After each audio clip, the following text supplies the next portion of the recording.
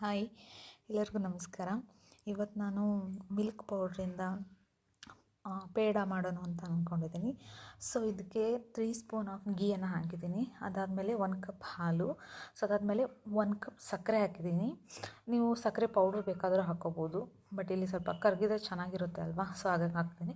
ಬೆಲ್ಲ ಕೂಡ ಯೂಸ್ ಮಾಡ್ಬೋದು, ಆದರೆ ಅದು ಮಿಲ್ಕ್ ಪೌಡ್ರ್ ವೈಟ್ ಕಲರ್ ಇರುತ್ತಲ್ವ, ಸೊ ಆ ಥರ ಇದ್ದರೆ ಚೆನ್ನಾಗಿರುತ್ತೆ ಅಂತ ನಾನು ಸಕ್ಕರೆ ಹಾಕಿದ್ದೀನಿ. ಹಾಗೆ ಇದಕ್ಕೆ ಏಲಕ್ಕಿ 1-2 ಏಲಕ್ಕಿನ ಕುಟ್ಟಿ ಹಾಕಿದ್ದೀನಿ.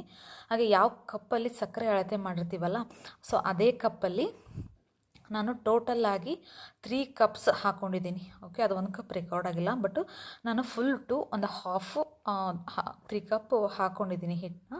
ಸೊ ಹಾಕೊಂಡ್ಬಿಟ್ಟು ಚೆನ್ನಾಗಿ ಗಂಟಿಲ್ದೇ ಕಲಿಸ್ಬೇಕು. ಅದಾದಮೇಲೆ ಆ ಥರ ಮುಟ್ಟಿ ನೋಡಿದರೆ ನಮಗೆ ಅದು ಅಂಟಂಡು ಹತ್ತಬಾರ್ದು. ಸೊ ಆ ಥರ ಅದು ಕೈಗೆ ಹತ್ತಿಲ್ಲ ಅಂದರೆ ಚೆನ್ನಾಗಾಗಿದೆ ಅಂತ ಅರ್ಥ. ಸೊ ಒಂದು 5 ಮಿನಿಟ್ಸ್ ಮೇಲ್ಗಡೆ ಸ್ವಲ್ಪ ತುಪ್ಪ ಹಾಕಿಬಿಟ್ಟು